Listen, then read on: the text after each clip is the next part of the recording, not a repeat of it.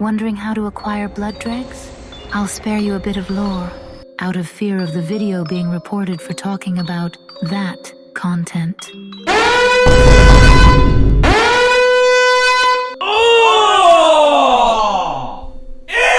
Ew! What the fuck? But blood dregs are a consumable item in the game that serve two purposes. One, to use as a way to gain a gesture, and two, when used as a consumable, the user will gain 1 point of insight. If you're wanting to know how you can acquire your own blood dregs, then stick around.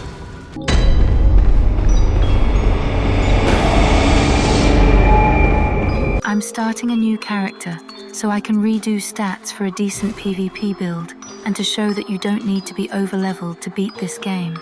This does include cheesing, so if you're not a fan of doing this, then that's fine.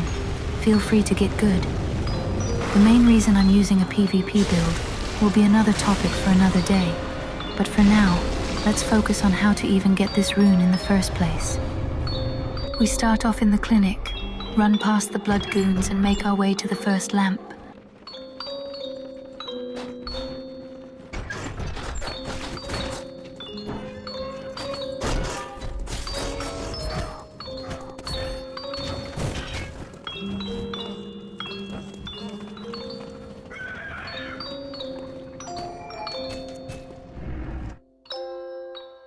Once you've entered the hunter's dream, you'll want to claim a weapon and gun. I went for the saw cleaver and hunter pistol, but to perform this upcoming cheese, you'll want the saw cleaver. Don't mind talking to Diddy's client while you're here. He's been known to say some quirky things. Welcome to use whatever you find. Even the dog, should it please you. Afterwards, return back to the previous place you came from and follow me. Now would be a nice time to start warming up by killing a few enemies how I am on screen. While they don't offer an awful lot of blood echoes, they do allow for a build-up of blood vials and bullets. But along with that, it's just fun to play the game. What's been more fun is watching my subscriber count go up and seeing how people appreciate this kind of content. If you do, it would be wonderful if you hit the subscribe button and the hunter's bell so you don't miss any future content. But anyway, back to following the path.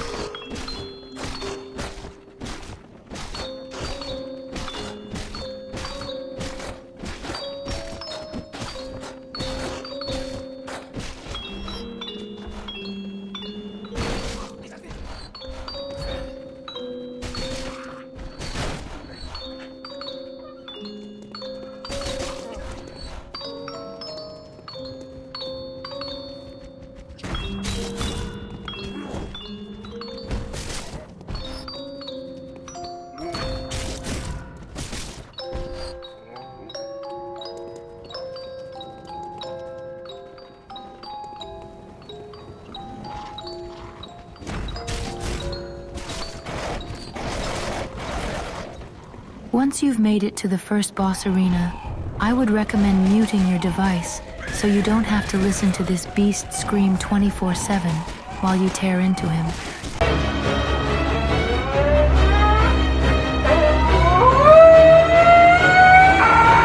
I know we're going into a boss without leveling up, but from your beast farming beforehand, you should have a little stock of blood vials to use, and the Cleric beast doesn't deal an awful amount of damage either. This fight is necessary as it grants the Sword Hunter badge in return, which will be required to purchase another item at the Hunter's Dream later. As for advice on the fight, I would suggest hugging his butt the entire time and tear into it. Pause! But anyway, hug his backside for the fight and adjust your position accordingly, and he won't be too much of an issue. we won't have to fight another boss the right way for quite some time after this. Once he is defeated, and you've gained the Sword Hunter's badge, it's time for one more run to our next boss fight, so follow along.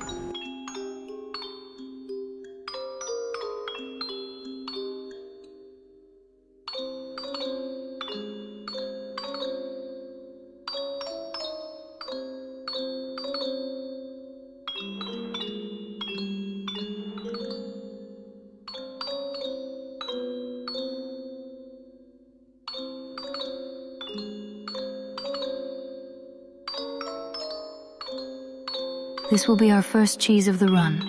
We'll start after the cutscene plays out.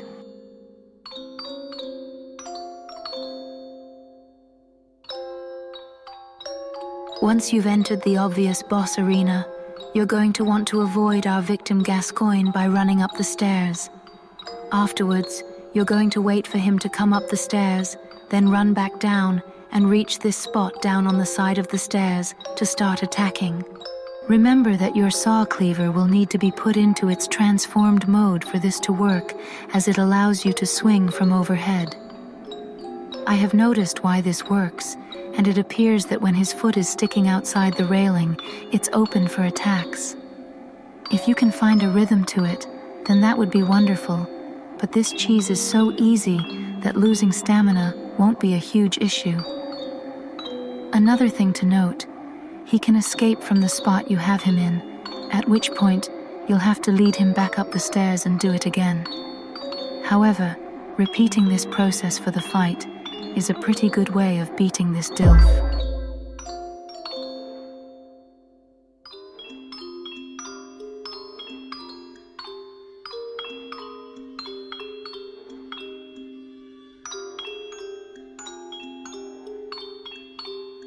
After defeating him, we'll be making our way to Cathedral Ward.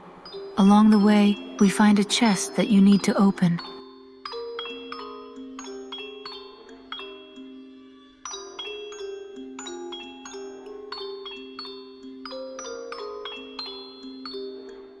That's a surprise tool that can help us later.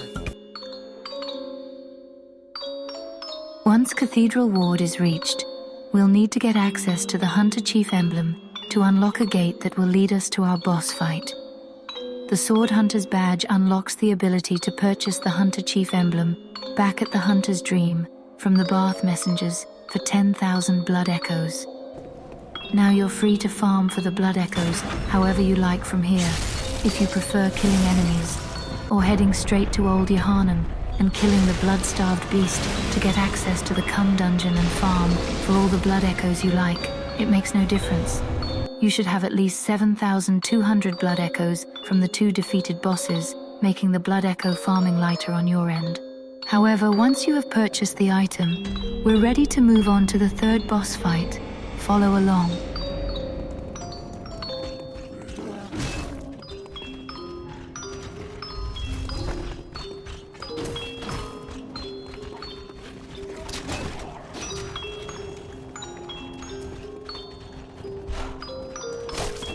As a side note, I'd recommend opening the gates by pulling these levers, just in case you die along the way, or try to fight the 3rd boss normally.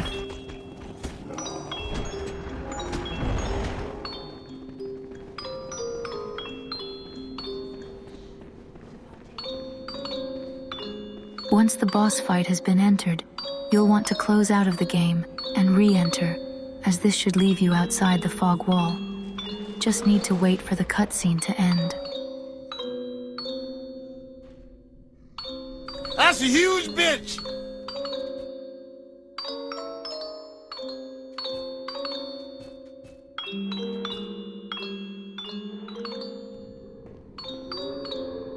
Now just line up how I'm showing you and enter the fog wall. Now there's nothing stopping you from tearing this beast to shreds.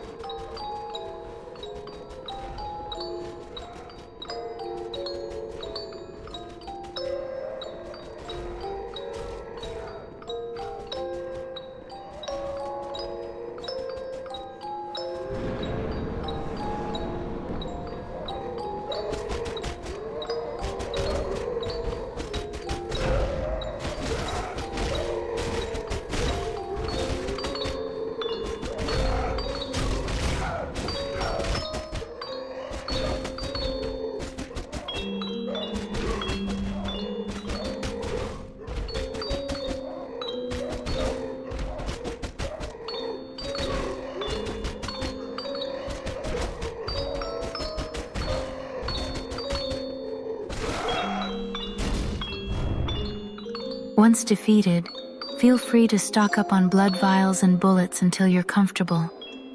Feel free to level a little bit too, preferably just health for now, and don't go above 50. Anyway, once you've gotten that settled and touched the skull at the Grand Cathedral, it's time to start heading for our 4th boss fight, the Witches of Hemwick.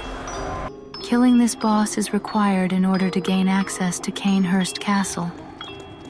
I went ahead and started preparing for the cheese outside of the boss arena on the map, like when I open up a gate here soon with a lever, so I have an easier run back for this cheesy process, including the chance if I die before getting to the boss arena. I'd recommend taking the time to pull the lever how I show you here, and play it safe. A side note, this is the last boss we'll be cheesing for this playthrough before we start leveling up.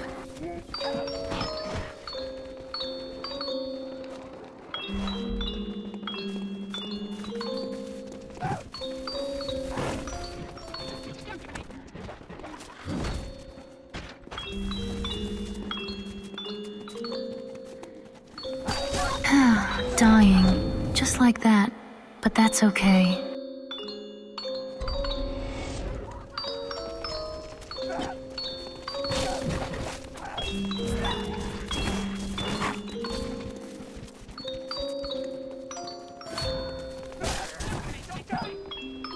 Once you've entered the arena, go ahead and quit out like the last boss fight and re-enter the game. You should be in front of the fog wall, to which you can either run back to the nearest lamp, or use a bold hunter's mark, how I do, and get there faster. Either way, we're returning back to the hunter's dream to blow our load of insight. Finally, return back to the boss arena and show these witches what bitches you think they are.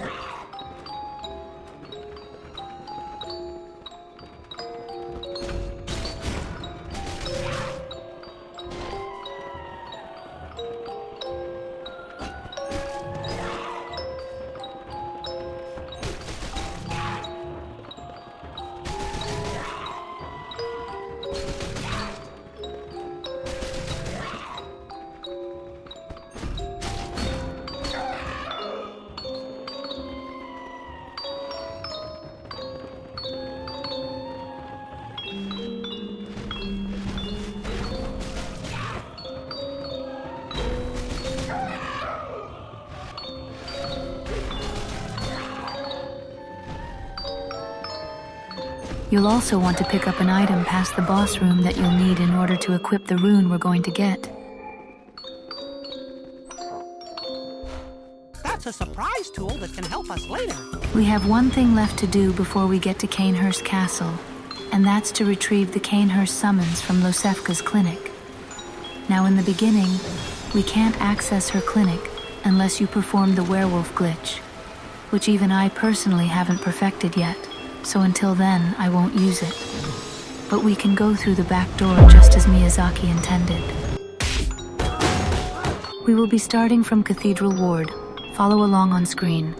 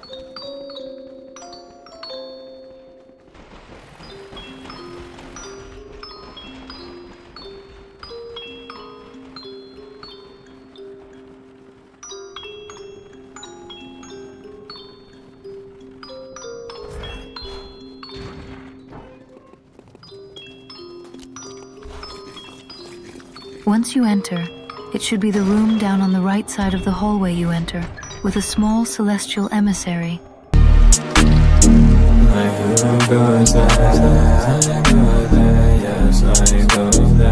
Now we have everything we need to gain access to Cainhurst. However, before I go, I said I was going to use a PvP build for this, so I went ahead and farmed for my levels before going. Now you don't have to use the build I'm giving you if you're already in the process of making your own or copying another. I also used the Come dungeon to speed this process up to make the video, seeing as this build would require roughly 3.4 million blood echoes to copy. But for those that do wish to copy the build, or have no problem with using the dungeon and other farming methods, or possibly even both of those, here is the build.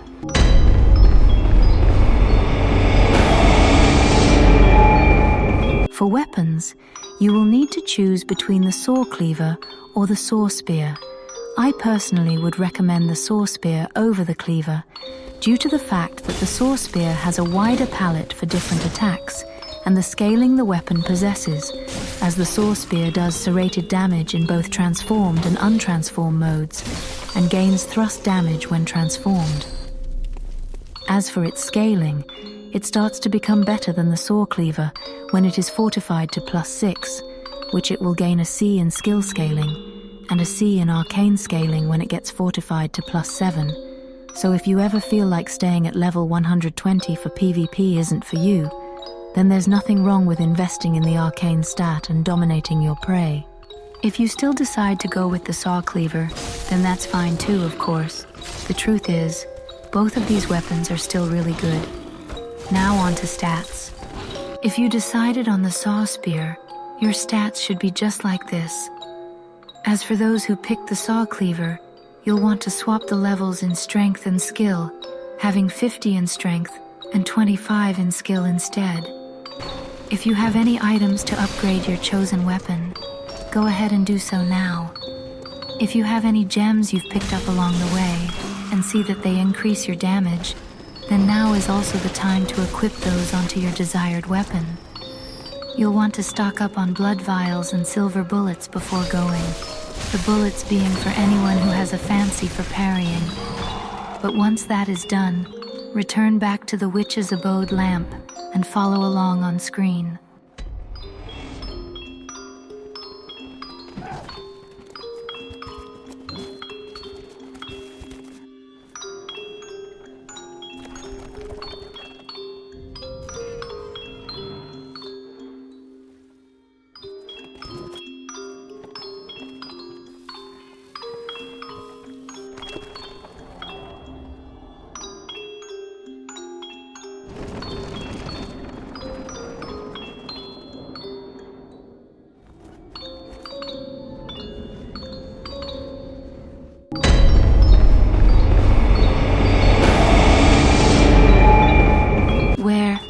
Where am I going?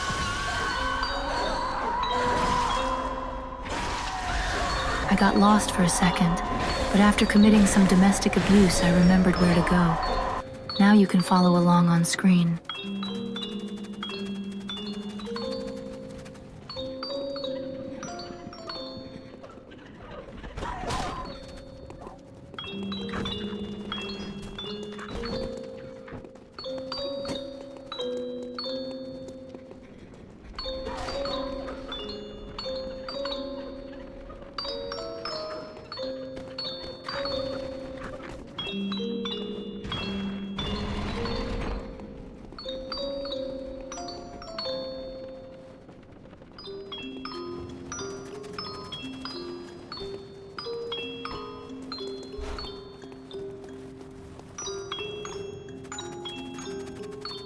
We've finally made it to our last boss before we acquire our rune.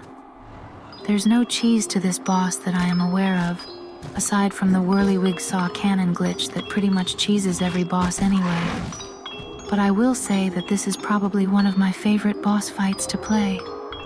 With the current stats I've given you, and to myself, I'd say I'm comfortable with the challenge this boss gives, and hopefully you as well. He can be parried, So to anyone who loves to fist bosses to death, this is your chance to use those silver bullets you have now. Your normal attacks will also be a viable strategy to take him down if that's what you desire. But maybe I'm just biased towards the parry.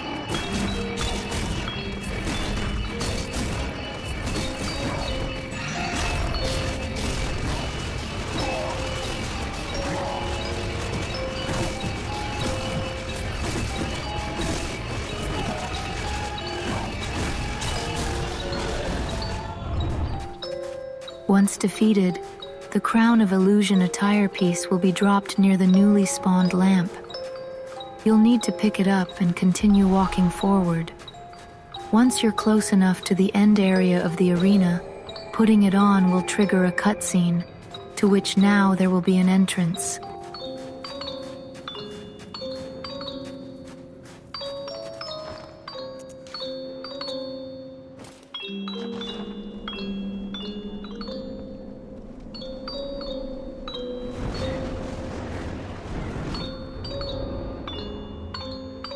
Walk up the stairs to meet the last surviving Vile Blood, Queen Annalise.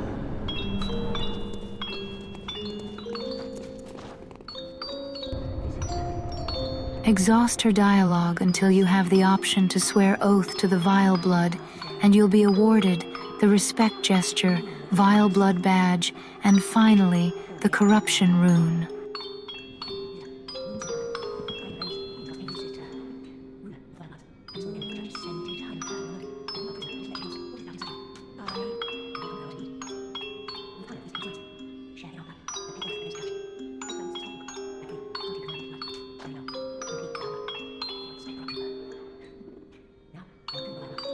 We two, the very last on this earth.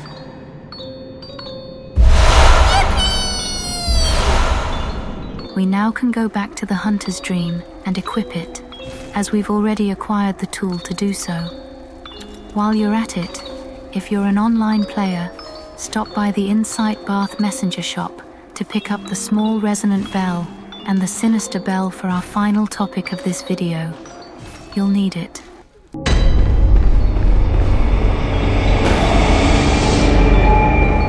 Now we are fully prepared to go collect blood dregs. However, I will say that all we really need is one blood dreg before they become generally worthless, aside from using them to gain insight. But nonetheless, I'm sure there's plenty of you hunters that like maxing out all materials. There is another use for getting blood dregs, and that's to try and get on the Vile Blood Registry leaderboard. But this is a solely online tool, and good luck trying to get on the top 10. To get a blood dreg offline, you'll need to kill hunter enemies that can be found around the map, but most NPCs drop them too. I wouldn't recommend killing any of them whenever you have so many other enemy hunters to fight. If you're looking for a quick blood dreg, go to the Grand Cathedral, walk out, go down the stairs and turn to the left, following the path ahead until you come across 2 hunters. Kill both to receive 2 blood dregs. One for you to give to Queen Annalise, and the other to keep as a consumable. However, just looking at it, I don't know if I'd want to consume that. To invade online, you'll need the Sinister Bell, which you should have purchased earlier. With the build I am using for this playthrough, which would be at the supposed meta level for Bloodborne PvP, invading people should be relatively easy. But you want to invade in 2 certain areas for quality PvP, which is the Nightmare of Mensis and the Nightmare Frontier.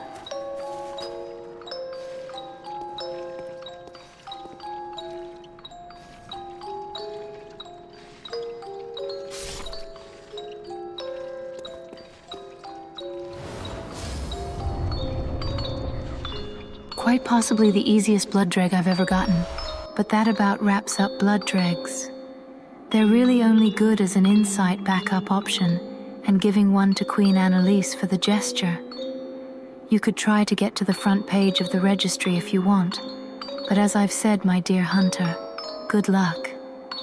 But with that said, Hopefully this walkthrough was helpful to some capacity, and I'll see you again soon.